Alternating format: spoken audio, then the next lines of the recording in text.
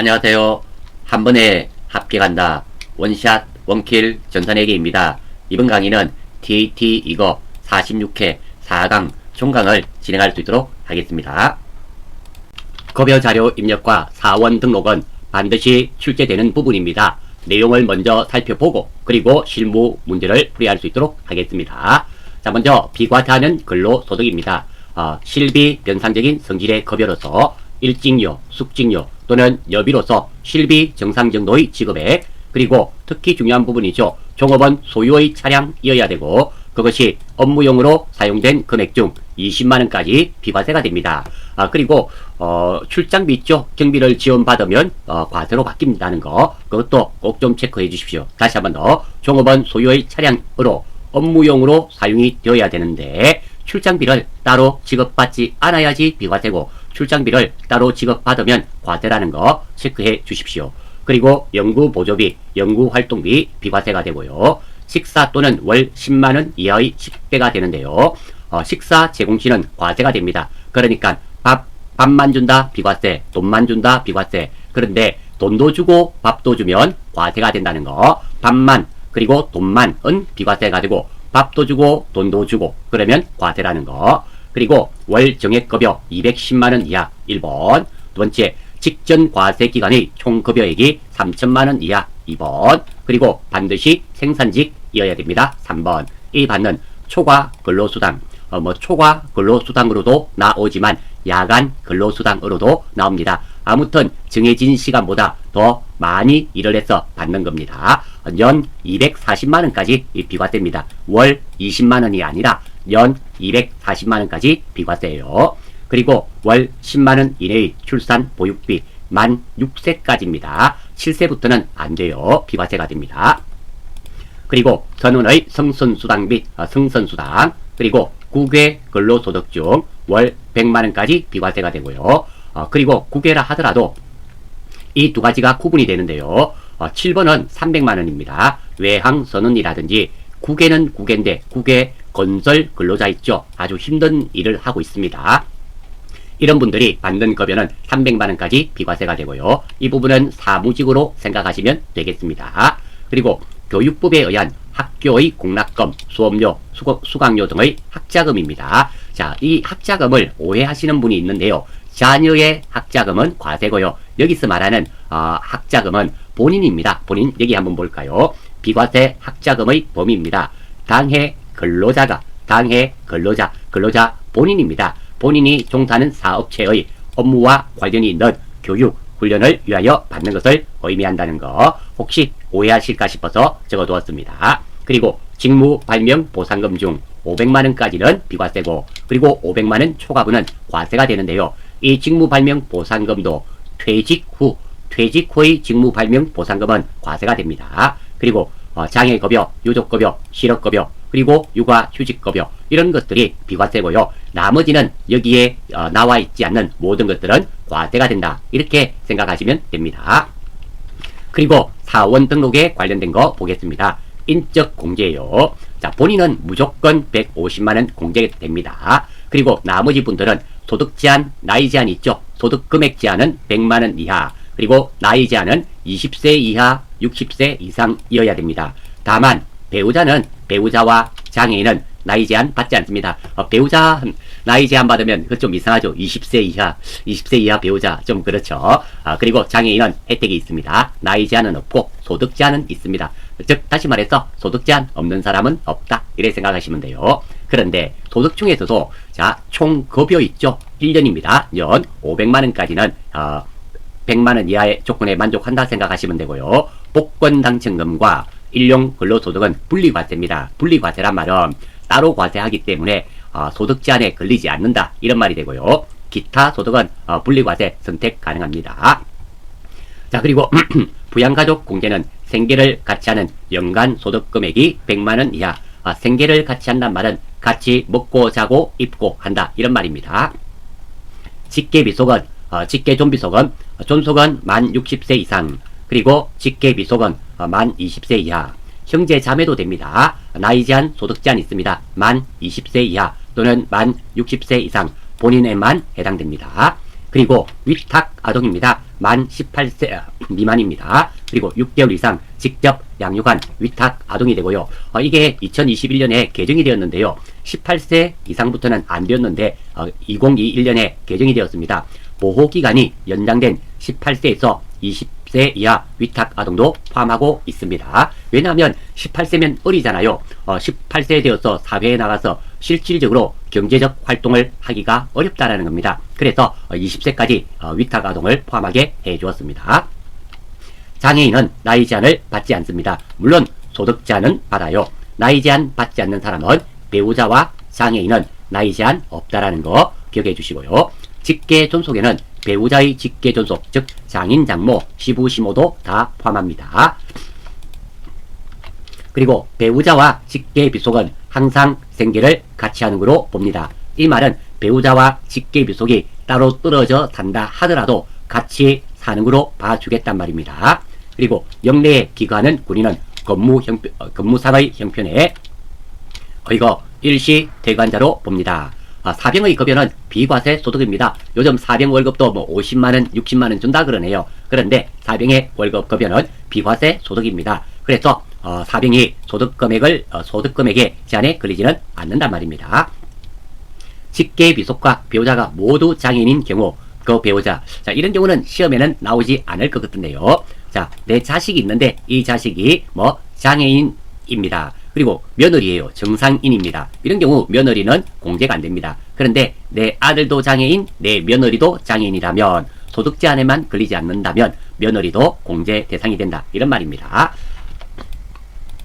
그리고 추가 공제입니다. 추가 공제는 일단 기본 공제가 되어야 됩니다. 즉 소득 제한, 나이 제한에 걸리지 않고 여기에 해당이 되면은 추가로 공제해 주겠다. 이런 말입니다. 경로 우대 공제, 경로 우대자 공제 100만원입니다. 기본 공제 대상자가 70세 이상인 경우 꼭 기억하셔야 됩니다. 추가 공제가 되려면 전제 조건이 기본 공제 대상자가 된 사람 중에 여기에 해당되는 경우라는 거. 기본 공제가 안 되면 여기에 해당 안 됩니다. 장애인 공제입니다. 1명당 200만원이에요. 기본 공제 대상자가 장애인인 경우가 되고요. 이 장애인은 우리가 알고 있는 장애인 뿐만 아니라 국가 유공자도 해당이 되고요. 항시 치료를 요하는 중증 질환자를 포함하고 있습니다. 그리고 부녀자 공제죠. 종합소득금액이 3천만원 이하이면서 배우자가 있으면 누구나 다 되고요. 배우자가 없는 경우 종합소득금액 3천만원 이하이면서 배우자가 없는 경우는 기본공제 대상 부양가족이 있는 세대주여야 돼요. 그래서 미스 같은 경우는 부녀자 공제가 잘 되질 않죠. 왜? 기본공제 대상 부양가족이 있어야 되고 세대주여야 되니까 좀 힘들죠. 이 조건을 만족하기가 힘들어서 그렇습니다. 자, 부녀자 공제. 그리고 부녀자 공제에서 꼭 기억하셔야 되는 것은 근로자 본인이 여자여야 됩니다. 그러니까 저는 남성이죠. 우리 집사람 전업주부입니다. 우리 집사람은 부녀자 공제가 되나요? 안 되죠. 우리 집사람은 전업주부입니다. 소득이 없습니다. 부녀자 공제를 어떠한 경우에도 받을 수 없습니다. 근로자 본인이 내가 여자이면서 이 조건을 만족해야 된다는 거 혹시 오해하실까 싶어서 말씀드렸습니다. 한부모 공제죠. 말 그대로입니다. 해당 거주자가 배우자가 없는 사람으로 기본 공제 대상인 직계 비속입니다. 자식이죠. 또는 입양자가 있는 경우 단 부녀자 공제와 중복될 경우에는 한부모 공제만 됩니다. 동시에는 안 된단 말이에요. 그리고 자녀 세액 공제입니다. 자녀가 만 7세 이상 20세 이하에 대해서 자녀 세액 공제를 해줍니다. 그리고 부양가족 공제 시 소득 여부 판단 기준입니다. 중요하죠. 자, 사업소득, 양도소득 이런 소득들은 연간 소득금액 합계액이 100만원을 초과하면 안됩니다. 금융소득이죠. 이자소득, 배당소득입니다. 연 2천만원 초과되는 경우 안됩니다. 그리고 근로소득이죠. 근로소득은 앞에서도 나왔습니다. 연 500만원까지는 해주고 500만원이 초과되면 안됩니다. 다만 일용 근로소득은 분리과세죠. 얼마를 받더라도 해줍니다. 그리고 연금소득 금액은 연금 수령액이 연 1200만원이 초과되면 안됩니다. 그리고 기타 소득 금액은 선택적 분리과세인데요. 기타 소득 금액 구하는 방법은 기타 소득 받은 금액에서 기타 소득 곱하기 60% 그러니까 필요 경비를 빼준단 말입니다. 이 금액이 연 300만원 이하이면 분리 종합과세 선택이 가능하고요. 연 300만원이 초과되면 무조건 종합과세됩니다. 자, 여기서 분리 종합과세 선택이 가능하니까 우리 소득공제 받을 때는 당연히 분리과세를 선택하겠죠. 그러니까 기타 소득 금액이 300만원 이하인 경우는 뭐 되는 사람이다, 이렇게 생각하시면 되겠네요. 그리고 기타 소득 무조건 분리과세입니다. 서화, 골동품, 뭐 복권 당첨금, 아니면 슬롯 머신 당첨금, 경마, 경륜 당첨금, 이런 것들은 무조건 분리과세가 된다는 거 알아주시면 좋겠네요. 자, 요 정도 알고 우리가 실무 문제를 풀이할 수 있도록 하겠습니다. 자, 앞에서 공부했던 내용을 토대로 해서 한번 보겠습니다. 자, 급여 명세에 의한 급여 자료 입력이네요. 9월 급여 자료입니다. 여기는 보니까 사원이 2명이네요. 한 명만 입력하면 안 되겠죠. 2명을 입력해야 되겠고요. 자, 이것들이 과세인지 비과세인지를 우리가 확인을 해야 됩니다. 그리고 나머지는 신경 쓸 필요가 없습니다. 일단 기본급은 무조건 과세죠. 나머지 것들은 조건에 만족하는지 확인을 해 봐야겠습니다. 자, 그리고 자료 수당 및 공제 요건이네요. 수당 등록입니다. 기본급 사견은 그대로 쓰라 그러네요. 육아수당입니다. 출산 및 6세 이하 자녀를 양육하는 경우 매월 고정적으로 지급하고 있다. 육아수당은 6세 이하의 자녀를 양육하는 경우 비과세죠. 따라서 육아수당은 비과세가 되겠습니다. 그리고 자가운전 보조금, 시내 출장 시 경비는 별도로 지급하고 있네요. 만약에 출장 경비를 별도로 지급하고 있지 않으면 비과세인데 지급하고 있기 때문에 이것은 과세가 됩니다. 다음 식대, 회사에서 식당을 운영하며 식사 제공을 하고 있네요. 식대도 그렇죠. 밥을 안 주고 돈만 주면 비과세, 밥만 주면 비과세. 그런데 밥도 주고 돈도 주네요. 그러면 과세가 됩니다. 따라서 이것도 과세. 야간 근로수당, 생산직 사원에게 연장 근로 시간에 대하여 수당을 지급하고 있네요. 야간 근로수당은 생산직 지원이죠. 조건이 있습니다. 비과세 조건이 있는데요. 1번 생산직이어야 되죠. 2번 월급이 210만원 이하이어야 됩니다. 210만원 이하. 3번 직전 연도 총 급여액이 3천만원 이하의 조건을 만족해야지만 비과세가 됩니다. 다시 한번 더, 야간 근로수당은 1번 사무직은 안 돼요. 생산직이어야만 됩니다. 2번 기본급이죠. 210만원 이하이어야 되고, 마지막으로 작년 직전 연도 총 급여액이 3천만원 이하이어야 비과세입니다. 자, 이거는 확인을 좀 이따가 한번 해봐야겠어요. 자, 자료 설명 한번 보겠습니다. 자료 1의 성욱은 영업부 과장이네요. 위에 보니까 박성욱이, 이분은 영업부 과장이네요. 기본급 세네요. 500. 자, 다음 자료 1에서 김도훈은 생산직 사원이네요. 생산직 사원이니까 이 사람은 야간 근로수당이 비과세 되는지 봐야 되겠네요. 일단 기본급은 170만원 통과됐고요. 생산직도 통과됐고, 그리고 작년 총급여액을 봐야 되겠죠. 작년 총급여액은 2천만원이네요. 예, 비과세가 되겠습니다. 9월 기속분 급여 지급일은 해당월 25일이며 4회 보험료는 자동 계산된 금액을 사용한다. 우리 요거 있죠. 이거는 자동으로 되니까 신경 쓰지 마라. 이것만 정확하게 해라. 이런 의미가 되겠네요. 자, 당사는 반기별 원천징수 납부 대상자가 아니다. 자, 우리가 규모가 조그만 기업에서는 이 원천징수를 해가지고 다음 달 10일까지 매월 납부를 해야 됩니다. 그런데 이게 규모가 조그만 업장에서는 이걸 매월 하게 되면 너무 많은 부담이 된다 그래요. 부담이 되기 때문에 반기별로 하는 경우도 있습니다. 그런데 우리 회사는 그게 아니라 매월 하는 겁니다. 그러니까 매월 해줘라, 이런 말이 되네요. 다음 평가 문제 한번 보겠습니다. 항상 우리 TAT 시험은 이 평가 문제 순서대로 문제를 해결하셔야 됩니다. 자, 첫 번째, 사원 등록에서 생산직 비과세 여부를 적용하시오. 자, 한번 보겠습니다. 메뉴에서 사원 등록으로 가겠어요. 여기에서 눌러주시고, 자, 여기에서 한번 볼게요. 우리가 이 중에서 박성훈은 사무직이지만 김도훈은 생산직입니다. 그래서 이 사람을 해줘라, 이런 말입니다. 자, 김도훈 있죠. 이 사람을 선택해 줘야 되고요. 자, 여기 보면 이쪽에 있죠. 생산직 여부. 생산직이 맞습니다. 맞으니까 찍어주시고 요.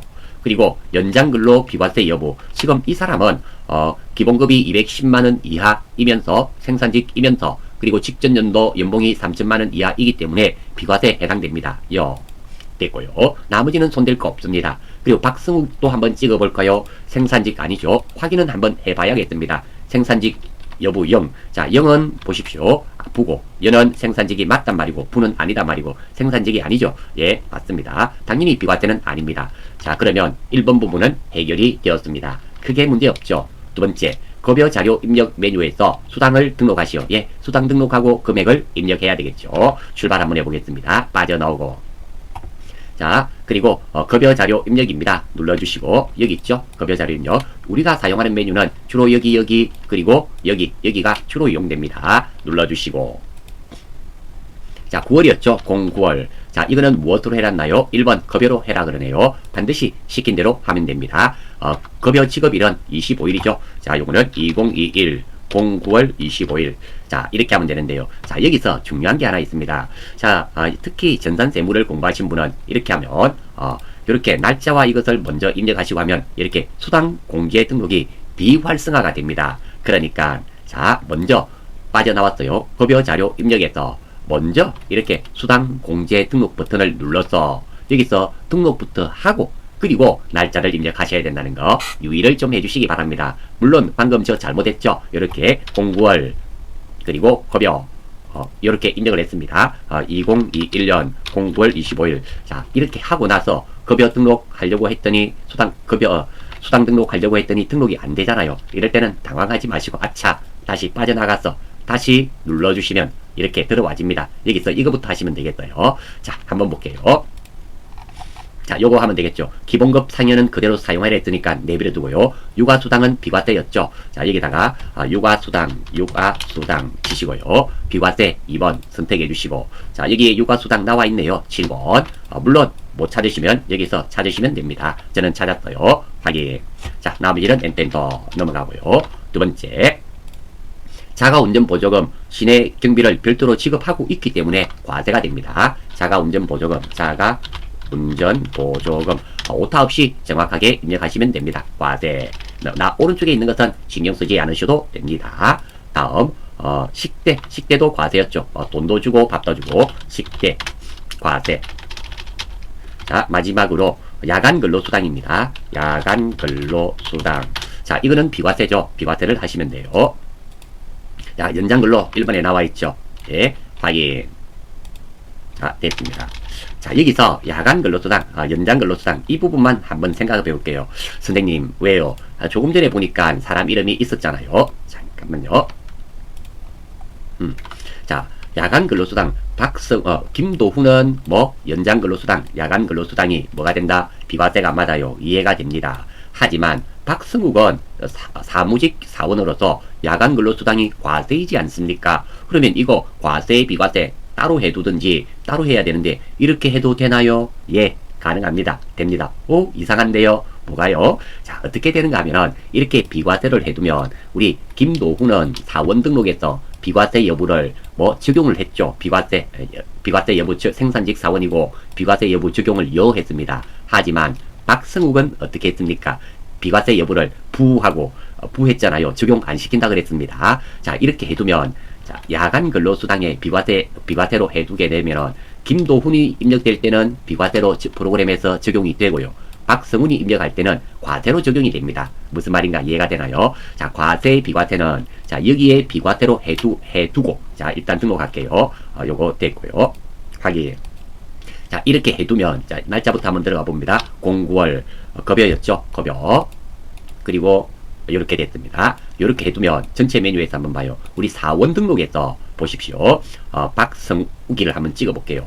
이분은 생산직 여부에 불을 했고 연장근로 비과세를 불로 해놨잖아요. 내가 수당 등록에서 비과세로 해두었다 하더라도 연장근로 비과세에 불로 해두었기 때문에 자동으로 과세가 된단 말입니다. 하지만 김도훈을 찍어보시면 김도훈은 생산직 여부에서 열을 해두었고요. 연장근로 비과세에서 열을 해두었잖아요. 그래서 비과세가 적용이 된다. 이런 말입니다. 이해가 되시나요? 조금 어려우실 수는 있습니다. 그래서 이 야간 근로수당이 있습니다. 이 부분 내가 비과세로 해두었다 하더라도 박승욱이는 사원 등록에서 연장 근로수당을 비과세를 불로 해두었기 때문에 입력을 하면 자동으로 과세가 되고요.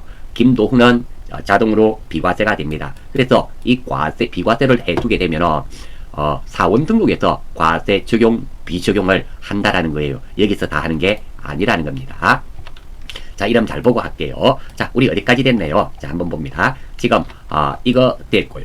급여자료 입력 메뉴에서 수당 등록했습니다. 그리고 3번 9월분 급여자료 입력을 하시오. 예, 입력하면 돈 보고 입력하면 되겠죠. 자, 한번 보겠습니다. 이제 돈을 보고 입력만 하면 돼요. 자, 먼저 박성훈입니다. 박성우 기본급 5불불, 육아수당 100불, 그리고 자가운전보조금 200불, 식대 100불, 야간 근로수당은 없네요. 자, 그러면 여기 한번 볼게요. 박승욱이는 육아수당만 비과세고 이거 과세였죠. 이거 과세였습니다. 과세였습니다.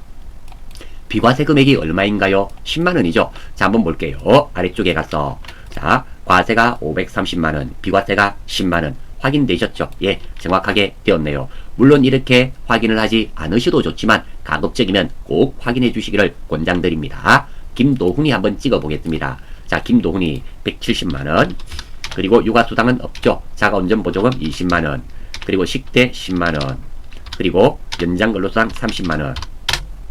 자, 한번 볼게요. 이 사람은 비과세 육아수당이 없으니까 신경 안 써도 되고요. 이거 과세, 이거 과세, 이것만 비과세입니다. 자, 비과세 금액이 얼마인가요? 30만원. 정말인가 한번 볼까요? 자, 비과세 금액이 30만원. 맞죠? 예, 맞습니다. 자, 다음입니다. 이건 하나 기억해 주십시오.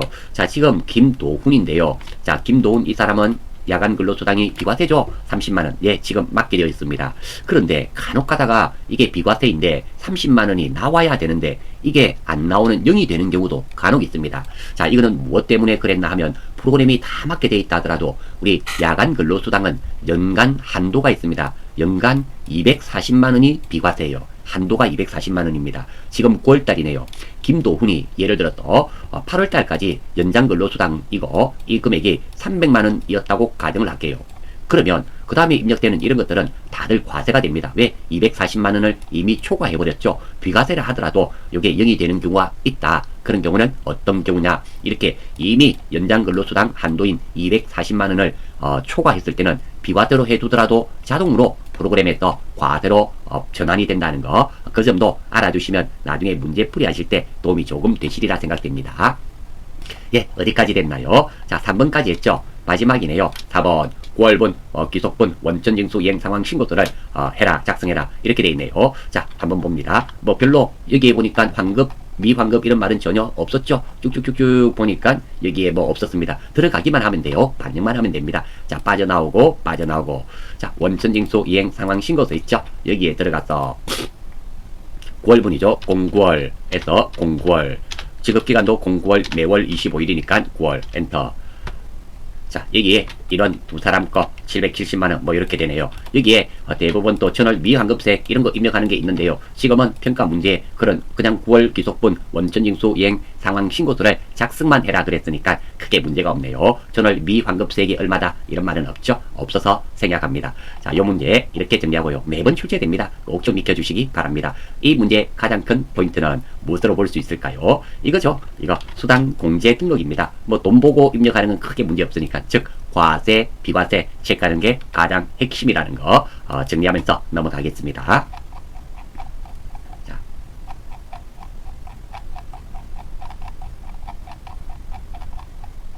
자, 2번입니다. 자, 일용직 사원 원천징수네요. 자, 한번 볼게요. 일용직 사원 정보가 이렇게 나와 있습니다. 예, 알겠습니다. 급여 내역이네요. 장건석입니다. 그리고 일당이 25만원이네요. 총 3일입니다. 75만원. 이렇게 13, 14, 15일 이랬네요. 예, 알겠습니다. 자, 자료 설명 한번 볼게요.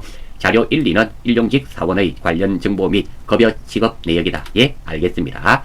일용직 급여는 매일 지급하는 방식으로 한다. 예, 알겠습니다. 사회보험료 중 고용보험만 징수하기로 한다. 예, 알겠습니다. 제시된 사항 이외에 자료는 없는 걸 한다. 예, 알겠습니다. 평가 문제, 이게 핵심이죠. 항상 순서대로 합니다. 자, 일용직 사원 등록 메뉴에서 사원 등록을 하고요. 일용직 급여 입력 메뉴에서 급여 내역을 입력하고, 그리고 7월 기속분 원천징수 이행 상황 신고서를 작성합니다. 자, 1번부터 하겠어요. 일용직 사원 등록을 하겠습니다. 자, 여기에 정보가 나와 있네요. 이거 등록해란 말이죠.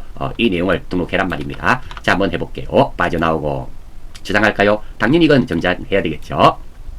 자, 여기에 보니까 일용직 사원 등록 급여자료 입력이라고 있네요. 자, 일용직 사원 등록 눌러보겠습니다. 뭐 사원 등록과 유사합니다. 자, 뭐 확인하면 되겠죠. 요거 뭐 바뀌었다는 거니까 예, 우리가 신경 안 써도 되고요. 자, 코드 나와 있네요. 요거 하나씩 약간 올려놓고 하나씩 보고 할게요.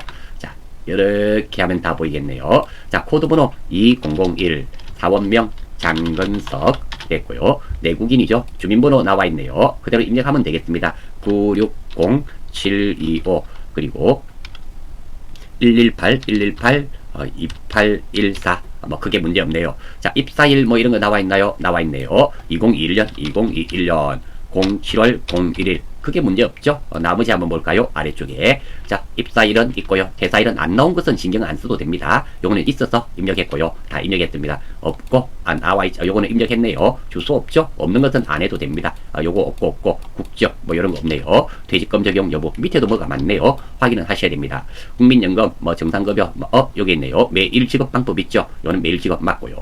자, 다음 정상급여 요거는 입력해야 되겠네요. 요게 일당이 얼마였습니까? 25만원이었죠. 2508 엔터 1급직이 맞습니다. 1급직. 자, 나머지는 뭐 크게 문제가 없네요.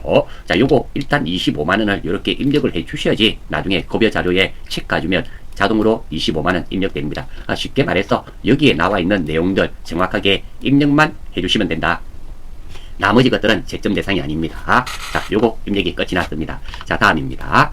자, 2번 한번 볼까요? 일용직 급여 입력 메뉴에서 급여 내역을 입력하시오. 자, 여기에 보시면 물론 전체 메뉴에 여기 있죠. 일용직 급여 자료 입력 여기에서 입력을 하셔도 좋습니다. 하지만 자, 우리 사원 등록에 가셔서 자, 여기에 보시면 탭이 있죠. 탭이 있습니다. 여기서 하는 겁니다. 아주 간단합니다. 선택해 주시고 자, 몇 월이었습니까? 이것이 7월이었나요? 7월이죠. 7월 07월 자, 엔터 07월 엔터. 자, 장근석 나와 있죠. 나와 있습니다. 자, 여기에다가 우리가 일한 날 체크만 해주시면 돼요. 동그라미로 바꾸면 되거든요. 자, 한번 볼게요. 며칠입니까? 13, 14, 15일입니다. 그러니까 여기 가면 있네요. 13, 14, 15일 이것만 동그라미로 바꾸면 된다는 말입니다. 아주 간단합니다. X를 클릭만 하면 동그라미로 바뀌죠. X를 클릭하면 동그라미 바뀌어요. 돈도 우리가 앞에서 일당이 25만원으로 해두었기 때문에 자동으로 반영이 됩니다. 다시 한번 더 동그라미를 X를 클릭하면 바뀌고요. X를 클릭하면 바뀌게 됩니다. 이렇게 요렇게 X를 동그라미로만 바꾸시면 됩니다. 이 돈은 우리가 일용직 사원 등록하면서 일당 25만원을 입력해 두었죠. 그래야지 여기에 반영이 됩니다. 3일이며 75만원 확인이 가능합니다. 예, 일용직 사원 등록과 그리고 급여 자료 입력했습니다. 일당 등록했어요. 빠져나오고 2번까지 되었죠. 마지막 3번입니다. 7월분 원천징수 이행상황 신고서를 작성하시오. 똑같죠? 원천징수 이행상황 신고서 눌러주시고 07월 그리고 07월 엔터 하면은 자, 이렇게 됐네요. 7월달에 여기 일용직 근로사원 여기에 또 등록이 됩니다. 저는 미환급세액이라든지 이런 건 없죠. 이렇게 빠져나오고요. 뭐 저장하시겠습니까? 당연히 이해해 주셔야 됩니다. 자, 이렇게 생각보다 크게 어렵지 않습니다. 자, 연말정산입니다. 연말정산 보기 전에 먼저 공제 항목들부터 보겠습니다. 공제 항목의 상세 내용보다는 먼저 첫 번째 중요한 것이 공제 항목에 소득 제한과 나이 제한이 있습니다. 그 중에서 의료비죠. 의료비가 가장 좋습니다. 소득 제한, 나이 제한이 없고요. 제일 까칠한 공제가 되겠죠. 제일 까칠한 공제는 보험료가 됩니다. 보험료는 소득 제한도 있고 나이 제한도 있습니다. 그리고 나머지 공제들은 소득 제한은 있지만 나이 제한은 없습니다. 요거 하나 기억하시고요. 두 번째입니다. 의료비부터 차근차근 보겠습니다. 의료비는 첫 번째 카드와 중복 공제됩니다. 그리고 질병 예방 및 질병 치료의 목적만 됩니다. 물론 한의사도 포함이 되고요. 65세 이상 그리고 장애인, 중증 질환자 포함 전액 공제가 되고요. 산후 조리원이죠. 200만원 한도로 공제가 되는데요. 총급여 7천만원 이하, 사업소득인 경우는 6천만원 이하가 되고요. 우리 중소기업 기준이기 때문에 대부분 이 안에는 들어간다 생각하시면 됩니다. 그리고 건강기능식품 그리고 건강증진의 목적은 안됩니다. 안경과 콘택트 렌즈는 연 50만원 한도로 의료비 공제가 됩니다. 그리고 라식, 라섹은 수술입니다. 수술비로서 전액 의료비에 공제가 됩니다. 안경 콘택트는 우리 안경점에서 사죠. 그래서 연 50만원이지만 라식, 라섹은 수술입니다. 병원비예요. 그래서 50만원 한도가 아니라는 겁니다. 그리고 두 번째, 교육비입니다. 대학원 교육비는 본인분에 한해서 되고요. 그리고 현장 체험학습비는 연 30만원까지 됩니다. 다만 미취학 아동은 현장 체험학습비를 인정해주지 않습니다. 즉 미취학 아동의 현장 체험학습비는 공제해주지 않는단 말입니다. 그리고 직계 존속을 위한 교육비는 공제 안됩니다. 다만 직계 존속이라 하더라도 장애인 특수교육비 있죠. 그것은 된다 이런 말입니다. 정규 교육기간이 있는 학원비와 학습비는 안되고요. 취학 전 아동의 학원비는 카드와 중복 공제가 됩니다. 취학 전 아동은 정규 교육기간이 없죠. 그래서 해주는 것입니다. 기부금입니다. 기부금은 정치자금은 본인분에 한해서 공제가 됩니다. 신용카드예요. 가장 잘 실수하는 부분이죠. 형제, 자매가 사용한 금액은 안됩니다. 외국 사용분, 자동차 구입, 자동차 인차, 국세, 지방세, 전기, 가스, 수도, 아파트, 그리고 고속도로 통행료, 상품권 구입 비용은 안됩니다. 그리고 교복 구입비는 연 50만원 한도에서 교육비와 중복 공제됩니다. 그러니까 중복 공제란 말은 교복 50만원짜리를 카드로 결제하면 카드 50만원 공제도 되고요. 입력하고 그리고 교육비에도 입력하면 된다. 이중 공제된다. 이런 의미가 되고요. 물론 교복 80만원짜리를 카드로 결제를 했습니다. 그러면 신용카드에는 80만원이 되고 교육비로는 50만원이 공제된다. 이런 의미가 됩니다. 그리고 초등학생은 안됩니다. 교복 구입.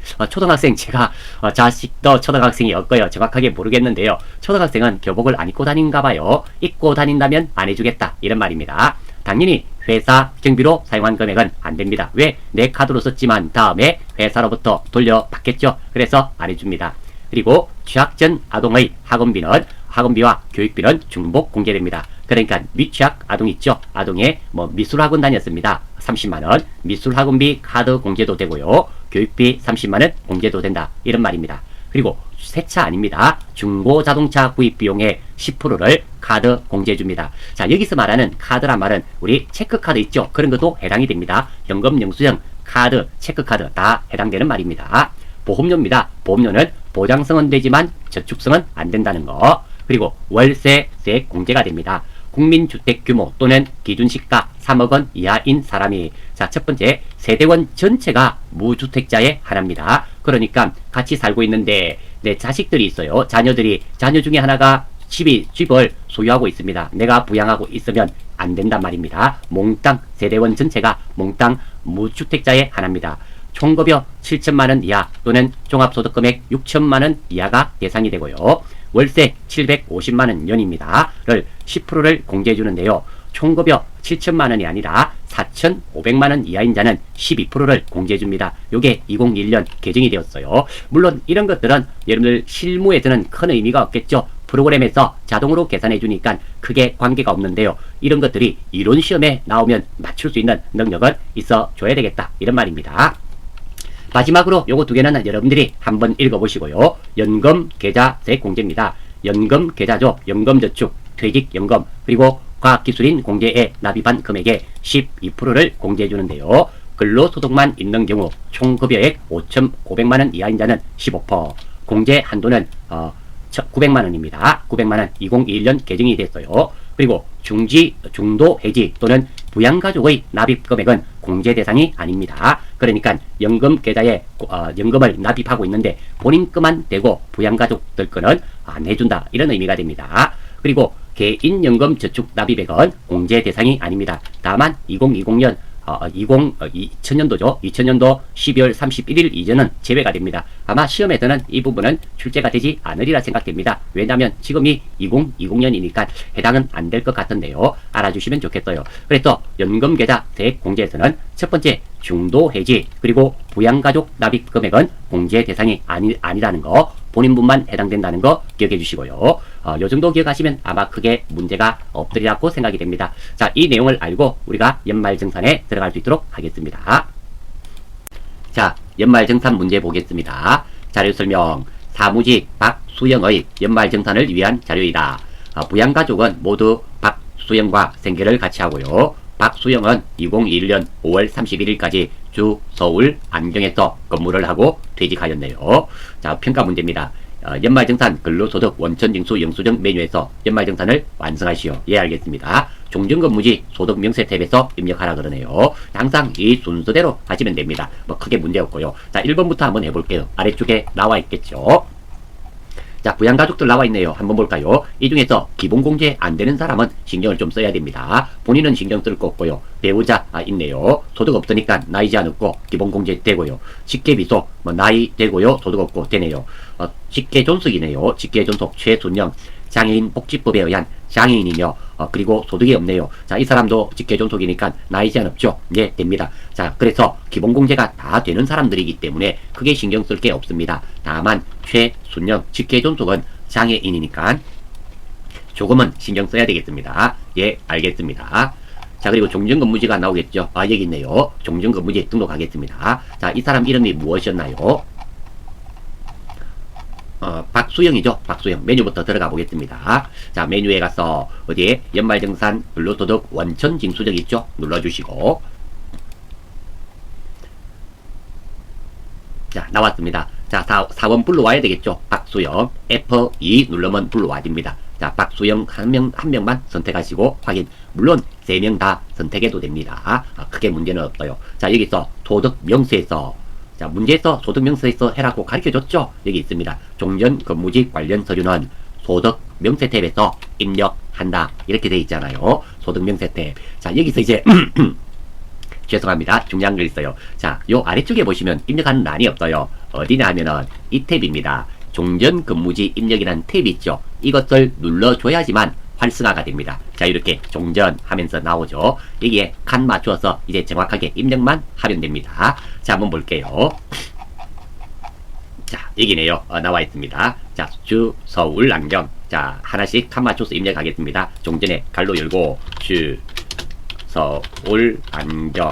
크게 문제 없습니다. 그리고 사업자 등록번호에 나와 있네요. 504 그리고 81 43121 문제 없죠. 급여네요. 아래쪽에 한번 볼까요? 급여하기 전에 근무기간 나왔죠. 자, 근무기간 순서대로 나오면 참 좋을 텐데요. 여기 근무기간이 없어요. 제일 아래쪽에 있습니다. 밑으로 쭉 엔터 한번 쳐볼까요? 엔터 쭉 쳐보시면 이 아래쪽에 근무 시작일이 나와 있어요. 이거 의외로 누락을 잘합니다. 저도 이거 설명하다가 가끔 빼먹는 경우가 있어요. 물론 감점 대상입니다. 요거 꼭 순서대로 입력하겠습니다. 자, 여기 보시면 2021년 2021 0101부터 그리고 근무 종료일 5월 31일이죠. 근무기간 2021 0531 이렇게 보고 정확하게 입력해 주시고 가급적이면 입력은 우리가 칸대로 순서대로 천천히 하나씩 입력해 주시는 게 유리합니다. 아이고, 옆에 찍었네요. 제가 요 날짜를 잘못 종전 1에다가 입력해야 되는데 모르고 종전 2에다가 입력을 했네요. 흥분했습니다. 죄송해요.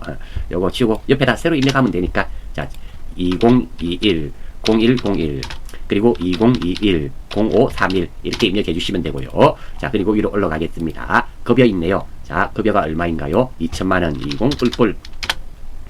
자, 그리고 상여 있었네요. 600만원 상여 6 뿔뿔. 자, 크게 문제 없죠. 자, 요거 가장 잘 실수하는 게 근무기간을 누락하는 경우가 있고요. 그리고 4대 보험입니다. 요거 결정세액 요거는 나와 있습니다. 이거 아닙니다. 이거는 현근무지예요. 종전근무지는 요겁니다. 자, 이거 입력하고요. 소득세, 지방소득세, 소득세 입력하러 가겠습니다. 자, 여기 있네요. 소득세 150불에 지방소득세 15,000원. 아이고, 15,000원 15불. 맞죠? 확인. 예, 맞습니다. 자, 여기서 가장 중요하다기보담도 많은 수험생들이 이것을 누락을 해버려요. 이거 반드시 입력하셔야 됩니다. 이거 꼭 체크 부탁드립니다. 이거 의외로 많은 수험생들이 누락을 해요. 자, 이것도 한번 이렇게 보고 나면 이 금액이 아니라 이거는 현근무지고요. 종전근무지 결정세액은 여기입니다. 여기. 그래서 이것도 한 번만 보시면 실수를 하지 않는데요. 시험 치시다 보면 이것을 누락하는 경우가 많습니다. 자, 이거 입력하러 갈게요. 옆으로 치우고 자, 여기 또 자, 순서대로 국민연금부터 찾습니다. 국민연금 540불. 다음 두 번째 건강보험 여기 있네요. 이게 367200 그리고 장기요양보험 3131240 마지막으로 고용보험 78불 이렇게 입력해 주시면 다 입력이 되었습니다. 뭐 생각보다 크게 어렵지 않죠. 자, 자, 다음입니다. 자, 증빙서류네요. 자, 어렵입니다. 박성준이 누군지 모르겠어요. 어렵이 찍어주시고요. 기본 공제가 다 되는 사람이었죠. 자, 여기에 찍고 FE, 항상 FE 눌러주시면 됩니다. 박성준, 자식이네요. 확인. 자, 됐고요. 상호, 사업자 등록번호, 그리고 이 자료는 국세청 자료죠. 아래쪽에 보시면 국세청 나와 있습니다. 국세청. 건수는 한 건입니다. 두 건이지만 한 건로, 자, 여기에 나와 있죠. 한 건으로 묶어서 해라고 제시가 되어 있습니다.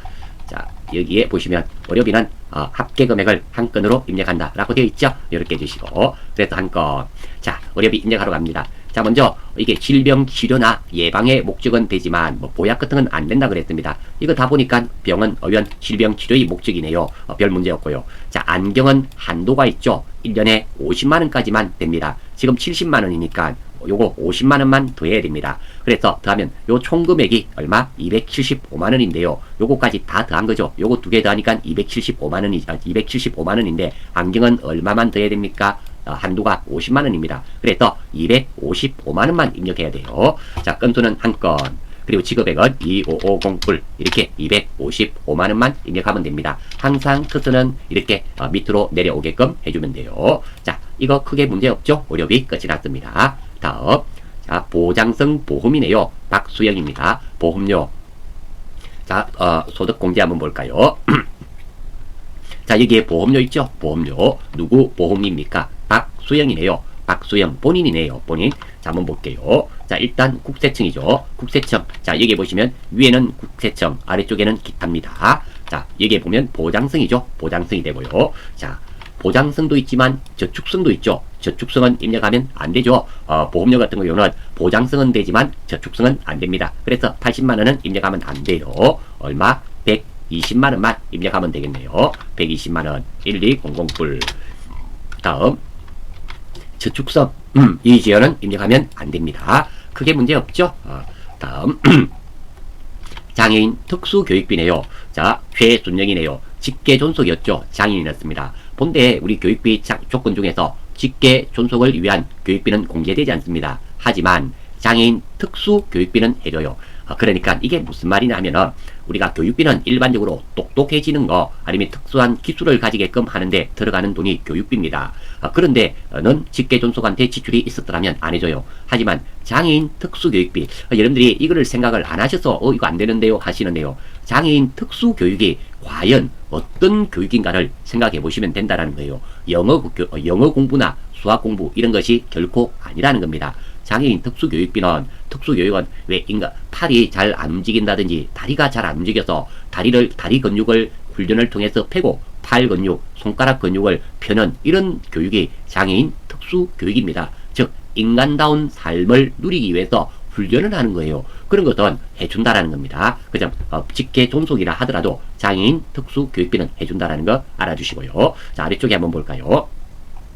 금액은 걔가 180만원이네요. 자, 소득세법 1에 나와 있고요. 자, 기관장이 누굽니까? 유진호. 자, 이거는 국세청이 아니죠. 국세청은 여기에 국세청 심벌이 있든지 여기에 국세청 자료라는 게 나옵니다. 아닙니다. 자, 교육비. 자, 일단 직계 존속이지만 직계 존속이라 하더라도 장애인 특수 교육비는 해준다. 그래서 입력해야 된다. 이래 됩니다. 교육비 한번 가보겠습니다.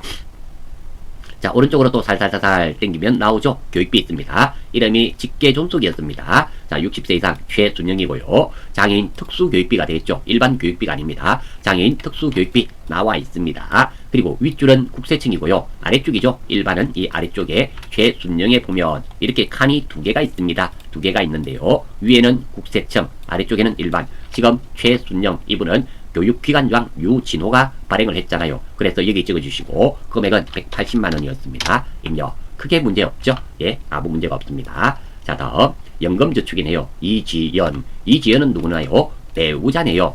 자, 연금저축은 저축입니다. 보험료는 기본공제 대상자의 대상으로 해서 내가 근로자가 보험금을 납부하더라도 보험료는 공제 대상이지만 저축이잖아요. 저축은 안 돼요. 보험과 저축은 다르지 않습니까? 왜 보험료도 저축성은 또 안 되듯이 이거 연금저축은 본인분에 한해서만 해줍니다. 이지연은 본인이 아니라 배우자예요. 이 주례네요. 이거 입력하시면 안 됩니다. 그래서 됐고요. 없네요. 끝이네요. 자, 그래서 여기까지가 되겠습니다. 이름으로 또 DAT 이거 46회 모든 강의를 마치는 걸로 하겠습니다. 자, 이것도 빠져나오겠고요. 빠져나오고. 자, 그리고 이번 시험에 응시하시는 여러분들 진심으로 합격하시를 기원드립니다. 꼭 원샷 원킬 하십시오. 수고하셨습니다.